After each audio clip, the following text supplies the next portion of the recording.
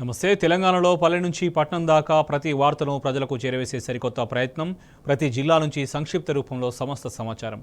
తెలంగాణ 33 జిల్లాల సమగ్ర వార్తా స్రవంతి మీ ముందుకు తెచ్చింది టీ న్యూస్. 33 జిల్లాల నుంచి మా ప్రతినిధులు అందించే 33 వార్తల్ని ఇప్పుడు చూద్దాం.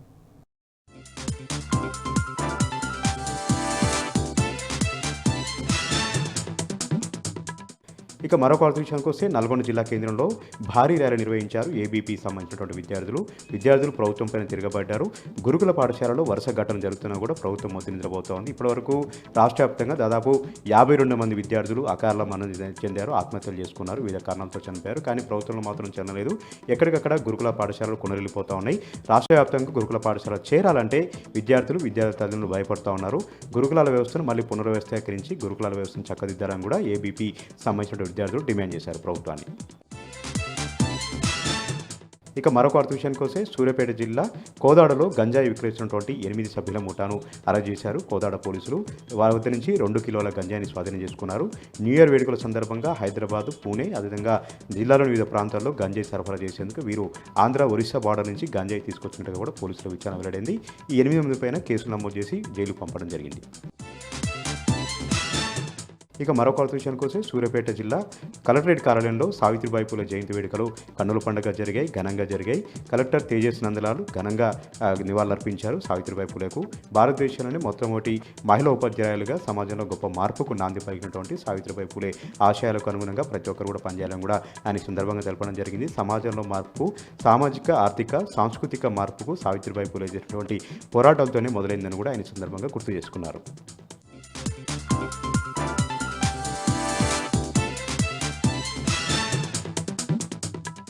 పెద్దపల్లి జిల్లాకు సంబంధించి ఈరోజు ప్రధాన వార్తలు చూసుకున్నట్లయితే గోదావరిఖని ఎన్టీపీసీ సంస్థ విద్యుత్ ప్లాంట్ విస్తరణలో భాగంగా కన్నాల, రాణాపూర్, లక్ష్మీపూర్, ఎల్కల్పల్లి గ్రామాల్లో ఉన్నటువంటి తాటి ఈత వనాలను నేలమట్టం చేసింది. దీంతో అక్కడే గత 20 ఏళ్ల నుండి కూడా గీత కార్మికులు కళ్ళు గీసుకుంటూ ఉపాధి పొందుతున్నటువంటి గీత కార్మికులంతా కూడా ఆందోళన బాటపట్టారు. నిన్న జిల్లా కలెక్టర్ కోయ శ్రీహర్ష గారిని కలిసి వినతిపత్రం ఇచ్చి సమస్యను పరిష్కరించాలంటూ కూడా వేడుకున్నారు. ఈరోజు కుటుంబ సభ్యులతో పాటుగా తాటి ఈత వనాలు కూల్చిన చోట వంట వార్పు కార్యక్రమం నిర్వహించారు. ఈ సందర్భంగా గీత కార్మికులు మాట్లాడుతూ ఎన్నో ఏళ్లుగా తాత ముత్తాతల నుండి కూడా ఇక్కడే కళ్ళు గీసుకుంటూ కూడా ఉపాధి పొందుతున్నటువంటి మాకు ఎన్టీపీసీ సంస్థ ఈ విధంగా చేయకుండా ఇలాంటి ముందస్తు నోటీసులు ఇవ్వకుండా ఇలా తాటి ఈత వనాలను కూల్చడం దారుణమంటూ కూడా వారు ఆవేదన వ్యక్తం చేశారు. వెంటనే ఎన్టీపీసీ సంస్థ ప్లాంట్ పునరుద్ధరణలో భాగంగా తొలగించినటువంటి ఈత వనాలను మరొక చోట పెట్టుకునే విధంగా భూసేకరణ చేసి భూములను ఇవ్వాలి. అలాగే ఒక్కో కార్మికుని కూడా నష్టపరిహారం అందించాలి. లేని పక్షంలో ఉద్యమాన్ని తీవ్రతరం చేస్తామంటూ కూడా గీత కార్మికులు అయితే ఎన్టీపీసీ సంస్థ పైన హెచ్చరిక జారీ చేశారు. అలాగే మరొక వార్త చూసుకున్నట్లయితే మంతని పట్టణంలోని ప్రభుత్వ జూనియర్ కళాశాలలో సావిత్రిబాయి పూలే జయంతి ఉత్సవాలు మాజీ ఎమ్మెల్యే పుట్ట మధుకర్ ఆధ్వర్యంలో ఘనంగా నిర్వహించారు. ఈ సందర్భంగా సావిత్రిబాయి పూలే చిత్రపటానికి పుట్ట మధుకర్ పూలమాల వేసి నివాళులర్పించారు. ఈ సందర్భంగా సావిత్రిబాయి పూలే యొక్క చరిత్రకు సంబంధించినటువంటి పుస్తకాలను పంపిణీ చేశారు. అనంతరం పలువురు ఉపాధ్యాయురాలకు శాలువాతో సన్మానించారు. ఈ సందర్భంగా మాజీ ఎమ్మెల్యే పుట్ట మధుకర్ మాట్లాడుతూ అణగారిన వర్గాల కోసం, పేద కుటుంబాల అభ్యున్నతి కోసం, పేద ప్రజల యొక్క చదువు కోసం పోరాడినటువంటి ఒక వీర వనిత సావిత్రిబాయి పూలే కాబట్టి ఆమె యొక్క అడుగుజాలలో ప్రతి ఒక్కరు కూడా నడుచుకొని ప్రతి ఒక్కరు అక్షరాస్యత వైపు నడవాలంటూ కూడా ఆమె కలలు కన్నటువంటి సమాజం నిర్మించాలంటూ కూడా ఆయన సూచించారు. అలాగే మరొక వార్త చూసుకున్నట్లయితే గోదావరిఖని కూరగాయల మార్కెట్ వద్ద రైతులంతా కూడా కూరగాయలను రోడ్డుపైన పారబోసి నిరసన వ్యక్తం చేశారు. ఈ సందర్భంగా రైతులు మాట్లాడుతూ ఆరుగాలం పండించినటువంటి కూరగాయల పంటను సరైన ధరకు అమ్ముకోలేక ఇబ్బంది పడుతున్నామంటూ కూడా వారు ఆవేదన వ్యక్తం చేశారు. ముఖ్యంగా హమాలీలతోటి అనేక ఇబ్బందులు తలెత్తుతున్నాయంటూ కూడా వారు హమాలీల పైన ధ్వజమెత్తారు.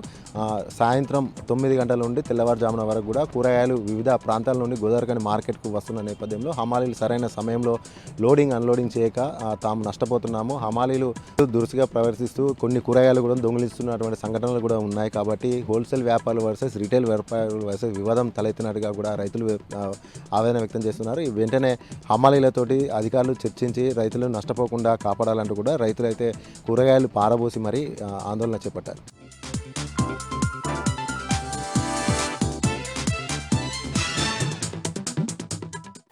జగిత్యాల జిల్లా నుంచి ఇవాళ ప్రధాన వార్తలు ఒకసారి పరిశీలిస్తే మాజీ మంత్రి కొప్పుల ఈశ్వర్ ఇవాళ తెలంగాణ భవన్ జగిత్యాలలో మీడియా సమావేశం నిర్వహించారు. రోళ్లవాగు ప్రాజెక్టు సారంగపూర్, బీర్పూర్, ధర్మపురి నియోజకవర్గాల్లోని 17,000 ఎకరాలకు కొత్త ఆయకట్టుకు నీరందించే ప్రాజెక్టు పైన కాంగ్రెస్ నాయకులకు సంవత్సరం తర్వాత సోయిలేకు వచ్చారని, ఇన్ని రోజుల పాటు ఏం చేశారని ఈ సందర్భంగా డిమాండ్ చేశారు. ఖచ్చితంగా రోళ్లవాగు ప్రాజెక్టును తక్షణమే పూర్తి చేయాలని, 90% పనులు బీఆర్ఎస్ సర్కార్ హయాంలోనే అంచనాలు పెరిగినప్పటికీ కూడా వెచ్చించి మరి 90% పనులు పూర్తి చేయగా 10% పనులు పూర్తి చేయడానికి కాంగ్రెస్ నాయకులకు ఏమి ఇబ్బంది అవుతుందని కూడా ప్రశ్నించారు. ఈ రోళ్లవాగు ప్రాజెక్టు పైన ఎటువంటి అవినీతి ఉన్నా కూడా తక్షణమే విచారణ జరపాలని ఈ సందర్భంగా కొప్పులేశ్వర్ డిమాండ్ చేశారు. మరొక వార్త, మెట్పల్లి మహాత్మా జ్యోతిబా ఫులే గురుకుల బాలుర పాఠశాలలో నిన్న సాయంత్రము విద్యార్థులను చితకబాదాడు పీఈటీ ప్రశాంత్. ఆయన అంటే 6 విద్యార్థులను ఇనుప స్కేల్తో చితకబాదడంతో 6 విద్యార్థులకు కూడా తీవ్ర గాయాలయ్యాయి. దీంతో వారిని తల్లిదండ్రులు ఇంటికి తీసుకెళ్లారు. అయితే ఈ విషయాన్ని సీరియస్గా పరిగణించినటువంటి డీసీఓ వారిపైన విచారణకు ఆదేశించి ఇద్దరికి ఆ పీఈటీ ప్రశాంత్తో పాటు మరొకరికి మెమో జారీ చేశారు. ప్రస్తుతము ఉన్నతాధికారులకు నివేదిక అయితే పంపారు. ఇక మరొక వార్త, కొండచిల్వ జగిత్యాల పట్టణంలో ఓ వాగులో కొండచిల్వ తీవ్ర కలకలం రేపుతుంది. దాదాపు 2 మీటర్లకు పైగా పొడవున్న కొండచిల్వ అక్కడ మత్స్యకారులు వేసినటువంటి వలకు చిక్కుకొని విలవిల్లాడింది. 2 రోజులుగా అక్కడే ఉండడము స్థానికులు భయాందోళనకు లోనై అటవీ శాఖ అధికారులకు సమాచారం ఇవ్వగా దాన్ని పట్టుకొని ప్రస్తుతానికైతే ఫారెస్టు అటవీ ప్రాంతంలో అయితే వదిలేశారు. మొత్తంగా దీంతో భారీ కొండచిల్వ కావడంతో దాన్ని తీసుకెళ్లడంతో ప్రజలైతే ఊపిరి పీల్చుకున్నారు. సావిత్రిబాయి పులే జయంతి సందర్భంగా తెలంగాణ భవన్ జగిత్యాలలో ఇవాళ ఘనంగా జయంతి కార్యక్రమం నిర్వహించి అక్కడి నుంచి కలెక్టర్కు వినతి పత్రం కూడా సమర్పించారు. జగిత్యాల మాజీ జడ్పీ చైర్పర్సన్ దావ వసంత 2 ఏళ్ల క్రితం ఎమ్మెల్యే సంజయ్ కుమార్ ఈ ప్రాంతంలో అక్కడే ఫోటో పెట్టి దండ వేసి నివాళులు అర్పించి ఇక్కడే ఖచ్చితంగా తన సొంత కల్చర్తో విగ్రహాన్ని ఏర్పాటు చేస్తానని హామీ ఇచ్చి హామీని మర్చిపోయాడని, తక్షణమే ప్రభుత్వం తరపునైనా సరే జ్యోతిబా పులే సావిత్రిబాయి పులే విగ్రహాన్ని ఏర్పాటు చేయాలని సందర్భంగా వారు డిమాండ్ చేశారు.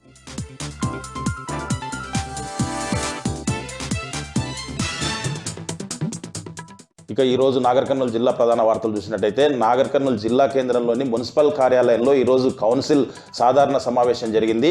సమావేశంలో కౌన్సిలర్లు ఒకరిపై ఒకరు వ్యక్తిగత దూషణలు, ఆరోపణలు చేసుకుంటూ సభా సమయమంతా కూడా వృధా చేసినట్టుగా కనిపించింది. ప్రజలకు సమస్యలను పరిష్కరించకుండా, ఎజెండాలో చర్చించకుండా పూర్తి స్థాయిలో వ్యక్తిగత దూషణలు, ఆరోపణలకే వాళ్ళు పరిమితమైనట్టుగా స్పష్టంగా అర్థమవుతుంది. మున్సిపల్ కార్మికుల వేతనాలకు సంబంధించి ₹1 కోటి పైగా పక్కదారి పట్టినట్లు గుర్తించినప్పటికీ ఇప్పటి వరకు కూడా ఆ పక్కదారి పట్టినటువంటి డబ్బులను రికవర్ చేయకపోగా పూర్తి స్థాయిలో దానిపైన ఎలాంటి ఎంక్వైరీ చేశారు, తర్వాత వాళ్ళపైన ఎలాంటి చర్యలు తీసుకున్నారని కూడా ఇప్పటివరకు ఇటు మున్సిపల్ అధికారులు చెప్పట్లేదు, అటు ఉన్నతాధికారులు కూడా చెప్పకపోవడంపై పట్టణ ప్రజలు పెద్ద ఎత్తున ఆగ్రహం వ్యక్తం చేస్తున్నటువంటి పరిస్థితి కనిపిస్తూ ఉంది. మొత్తంగా చూసినట్టయితే ఇప్పటికైనా ఈ వ్యక్తిగత దూషణలు, ఆరోపణలు మాని ఈ ₹1 కోటి పైగా అక్రమాలు జరిగినటువంటి దానిపైన దృష్టి పెట్టి ఎవరు ఈ అక్రమాలకు పాల్పడ్డారు, ఆ డబ్బులను రికవర్ చేసే దానిపైన దృష్టి పెట్టాలని చెప్పేసి కూడా పట్టణ ప్రజలు పెద్ద ఎత్తున ఆరోపిస్తున్నటువంటి పరిస్థితి కనిపిస్తుంది.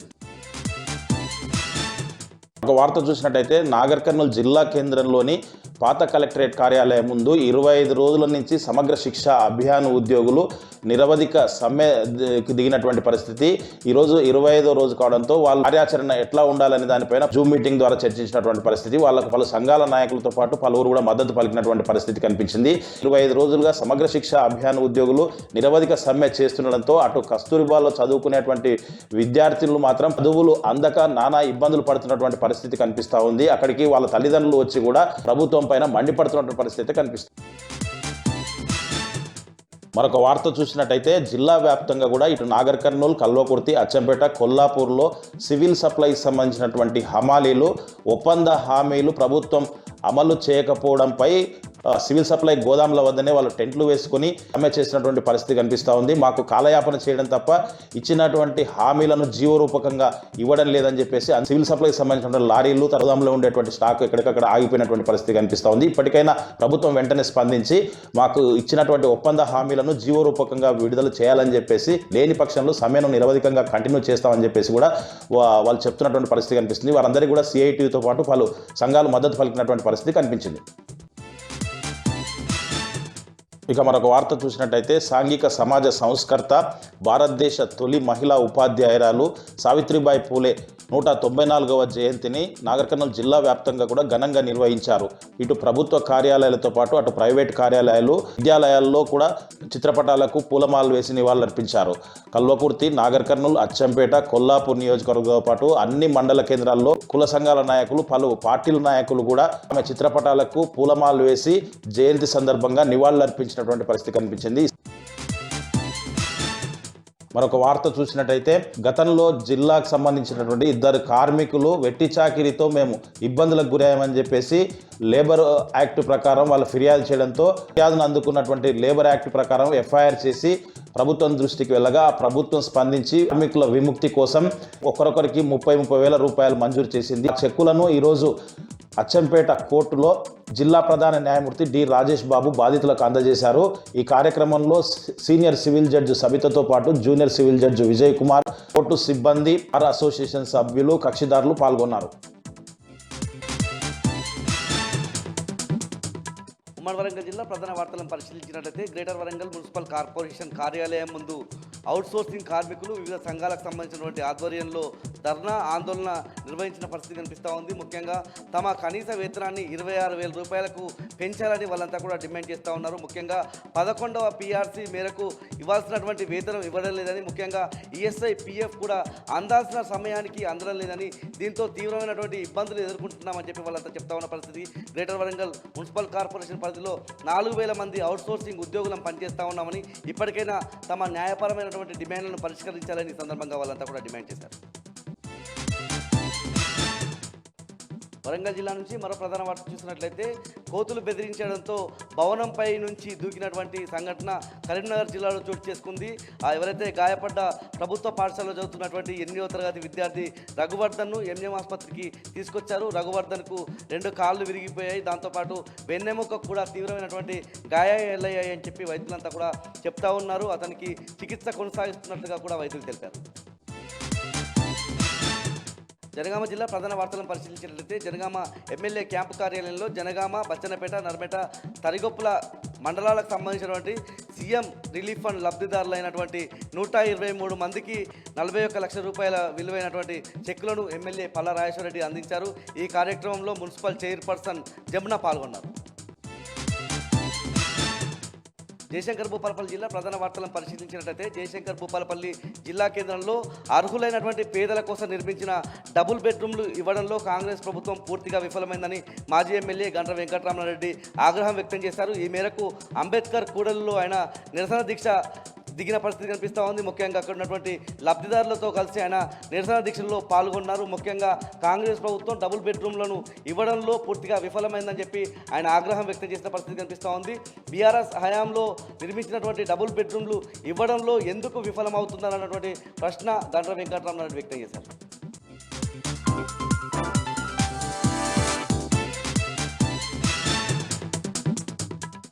మంచిర్యాల జిల్లాలోని ప్రధాన వార్తలు కనుక చూస్తే బెల్లంపల్లి పట్టణంలోని కాల్టెక్స్ ఏరియాలో ఓ గోదాంలో తెల్లవారుజామున అగ్ని ప్రమాదం చోటు చేసుకుంది. విద్యుత్ షాక్ సర్క్యూట్తో మంటలు చెలరేగి గోదాంలోని గన్ని సంచులు కాలి బూడిదయ్యాయి. ప్రమాద సమయంలో ఎవరు లేకపోవడంతో ప్రాణాపాయం తప్పింది. ఫైర్ సిబ్బంది మంటలు ఆర్పివేశారు. ఈ అగ్ని ప్రమాద ఘటనలో దాదాపు 25 లక్షల ఆస్తి నష్టం జరిగినట్టుగా తెలుస్తున్నది. మంచిర్యాల జిల్లా నస్పూర్ మండలంలో గల పౌర సరఫరాల శాఖ గోదాం వద్ద హమాలీల నిరవధిక సమ్మె 2వ రోజుకు చేరుకుంది. కాంగ్రెస్ ప్రభుత్వం పెంచిన హమాలీ రేట్లను వెంటనే అమలు చేయాలని, తమ సమస్యలను పరిష్కరించాలంటూ హమాలీ కార్మికులు డిమాండ్ చేశారు. హమాలీ కార్మికుల సమ్మెతో 5 మండలాలకు రేషన్ బియ్యం సరఫరా నిలిచిపోయింది. మంచిర్యాల జిల్లా హాజీపూర్ మండలం గుడిపేటలో గల తెలంగాణ స్పెషల్ పోలీస్ 13వ బెటాలియన్లో 9 నెలలుగా శిక్షణ పూర్తి చేసుకున్న 550 మంది నూతన కానిస్టేబుళ్ల పాసింగ్ అవుట్ పరేడ్ నిర్వహించారు. ఈ కార్యక్రమంలో జిల్లా కలెక్టర్ కుమార్ దీపక్ పాల్గొన్నారు. కుమ్రం ఆసిఫాబాద్ జిల్లా ప్రధాన వార్త కనుక చూసినట్లయితే జిల్లా కేంద్రంలోని ప్రభుత్వ మెడికల్ కళాశాలలో విద్యార్థుల ఆందోళన 2వ రోజుకు చేరుకుంది. కళాశాలలో ప్రొఫెసర్లు, అసోసియేటెడ్ ప్రొఫెసర్లు, అసిస్టెంట్ ప్రొఫెసర్ లేక తరగతులు కొనసాగడం లేదని, తాము విద్యా సంవత్సరాన్ని నష్టపోవాల్సి వస్తుందని, మెడికల్ కళాశాలలో అనేక సమస్యలు ఉన్నాయని, వెంటనే రాష్ట్ర ప్రభుత్వం తమ సమస్యలు పరిష్కరించాలంటూ MBBS విద్యార్థులు డిమాండ్ చేశారు.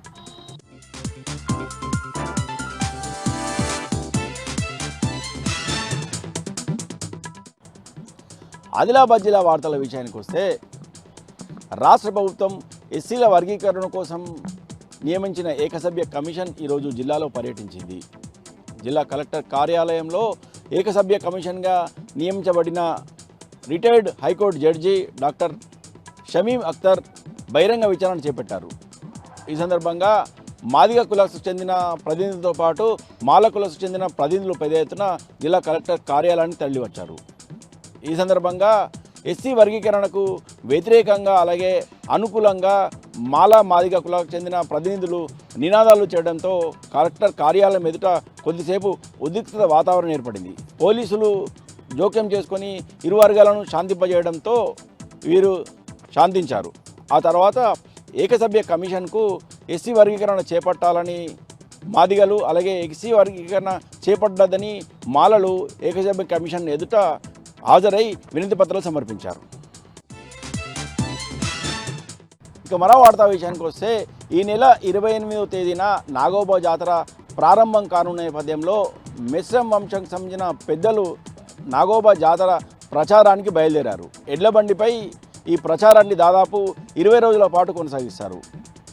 ఈ ప్రచార రథాన్ని నాగోబా వంశానికి చెందిన నాగోబా ఆలయ పీఠాధిపతి మిశ్రం వెంకట్రావు ప్రారంభించారు. గ్రామ దేవతలకు అలాగే ఆదివాసీల సంస్కృతి సంప్రదాయాల ప్రకారం పూజలు నిర్వహించిన అనంతరం ఎడ్లబండి ప్రచారానికి బయలుదేరింది. ఎడ్లబండిలో మిశ్రం వంశానికి చెందిన కేశవ్ పర్దాన్ అలాగే దాదారావులు ఎడ్లబండిపై బయలుదేరి వెళ్ళారు. మొదట సిరికొండ చేరుకొని అక్కడ కుమ్మరి కులస్తులకు కొత్త కుండలు తయారు చేయాలని ఆర్డర్ ఇచ్చిన తర్వాత పలు గ్రామాలలో ఎడ్లబండిపై ప్రచారం చేసి తిరిగి కేస్లాపూర్కు చేరుకుంటారు. ప్రతి సంవత్సరము నాగోబాజా సందర్భంగా నెల రోజుల ముందే ఈ కార్యక్రమం నిర్వహిస్తామని ఆదివాసీ సంస్కృతి సాంప్రదాయాల ప్రకారము ఎడ్లబండిపై ప్రచారము ప్రతి సంవత్సరం కూడా నిర్వహిస్తున్నట్టు వెస్టం వంశానికి చెందిన పెద్దలు తెలిపారు. ఇక సిద్దిపేట జిల్లా వార్తలు వచ్చేసరికి సిద్దిపేట జిల్లాలో ఈరోజు ట్రాఫిక్ పోలీసులు కలిసి రోడ్డు భద్రతా వారోత్సవాల్లో భాగంగా హెల్మెట్లు ధరించి అవగాహన ర్యాలీ నిర్వహించారు. ఈ అవగాహన ర్యాలీని ఏసీపీ మధు ప్రారంభించారు. ఇక చిన్నకోడూరులో బీఆర్ఎస్ పార్టీ ఆధ్వర్యంలో సావిత్రిబాయి పూలే జయంతి ఉత్సవాన్ని బీఆర్ఎస్ పార్టీ నాయకులు కార్యకర్తలు ఘనంగా నిర్వహించారు. ఈ సందర్భంగా సావిత్రిబాయి ఫోటోకి దండ వేసి వాళ్ళు ఈ సందర్భంగా నివాళులు అర్పించారు. ఇక గజ్వేల్ సమీపం జగదేవ్పూర్ మండలం తిమ్మాపూర్ గ్రామంలో ఆ ఊరు గ్రామస్తులంతా కలిసి ఊర్లో మద్య నిషేధాన్ని అమలు చేస్తూ ఒక నిర్ణయం తీసుకున్నారు. ముఖ్యంగా గ్రామంలో యువత చెడిపోతున్న సందర్భంలో మద్యంకు బానిసై ఇబ్బందులు ఎదుర్కొంటున్న సందర్భంలో గ్రామస్తులంతా ముక్కుమ్మడిగా నిర్ణయం తీసుకుని ఇక మీదట గ్రామంలో వైన్స్ షాపులు, మందు షాపులు, బెల్ట్ షాపులు ఏవి కూడా నిర్వహించవద్దని, గ్రామస్తులు ఎవరు కూడా మద్యం ముట్టవద్దని చెప్పి ఏకగ్రీవంగా తీర్మానం చేసి స్థానిక పోలీస్ స్టేషన్స్లో వాళ్ళు ఈ సందర్భంగా వినతిపత్రం సమర్పించారు.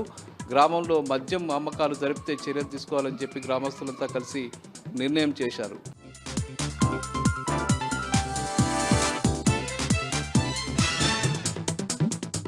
కామారెడ్డి కలెక్టర్ కార్యాలయం ముందు ఆందోళనకు దిగారు డబుల్ బెడ్రూమ్ నివాసులు. గత కొద్ది రోజుల నుంచి అనేక సమస్యలు పెండింగ్లో ఉన్నాయని, సమస్యలను పరిష్కరించాలని డిమాండ్ చేస్తున్నారు డబుల్ బెడ్రూమ్ నివాసులు. అయినా ప్రభుత్వ యంత్రాంగం కానీ, అధికారులు కానీ, ప్రజాప్రతినిధులు కానీ పట్టించుకోవడం లేదంటూ ఆగ్రహం వ్యక్తం చేస్తూ ఇవాళ కలెక్టర్ సముదాయంలో నిరసన కార్యక్రమం దిగారు. ఆర్డీఓకి వినతి పత్రం ఇచ్చారు. 10 రోజుల్లో సమస్యను పరిష్కరిస్తామని ఆర్డీఓ చెప్పడంతో డబుల్ బెడ్రూమ్ లబ్ధిదారులు అక్కడి నుంచి వెనుతిరిగారు. ఇక కామారెడ్డి జిల్లాకు సంబంధించిన మరో ప్రధాన వార్త. కామారెడ్డి సమీపంలో ఉన్నటువంటి టేక్రియాల్ సమీపంలో హైదరాబాద్ నుండి ఢిల్లీ వెళ్తున్న కంటైనర్లో అగ్ని ప్రమాదం సంభవించింది. కంటైనర్లో ఎలక్ట్రానిక్ గూడ్స్ వస్తువులు ఉన్నట్టుగా సమాచారం. దీని విలువ 10 లక్షలు ఉంటున్నట్టుగా అధికారులు అంచనా వేశారు. ఫైర్ సిబ్బంది, పోలీసులు సకాలంలో చేసుకొని మంటలను ఆర్పివేశారు. నిజామాబాద్ జిల్లాలో బాలికల మిస్సింగ్ కలకలం రేపింది. నవీపేట మండలంలో బాలికల ఉన్నత పాఠశాలలో 10వ తరగతి చదువుతున్నటువంటి 3 విద్యార్థులు మిస్సింగ్ అయ్యారు. స్కూల్కి వెళ్తామని విద్యార్థుల తల్లిదండ్రులకు చెప్పి ఎంతకీ స్కూల్కి రాకపోవడంతో ఆ విషయాన్ని విద్యార్థినుల పేరెంట్స్కు అందించారు ప్రధానోపాధ్యాయులు. విద్యార్థుల సమాచారాన్ని తెలుసుకున్నటువంటి తల్లిదండ్రులు నైట్ అంతా వెతికిన ఫలితం లేకుండా పోయింది. దీంతో పోలీసులను ఆశ్రయించారు. విద్యార్థుల ఆధార్ కార్డు తీసుకొని బస్ ఎక్కినట్లుగా పోలీసులు గుర్తించారు. ఒక బాలిక నిజామాబాద్ జిల్లాకు సమీపంలో ఉన్నటువంటి రైల్వే స్టేషన్లో దొరకగా మరో 2 బాలికలు జగిత్యాలలో దొరికినట్లుగా సమాచారం. ఎందుకు వెళ్లారనే విషయంపైన పోలీసులు ఆరా తీస్తున్నారు. దీనిపైన ఎంక్వైరీని కొనసాగిస్తున్నారు.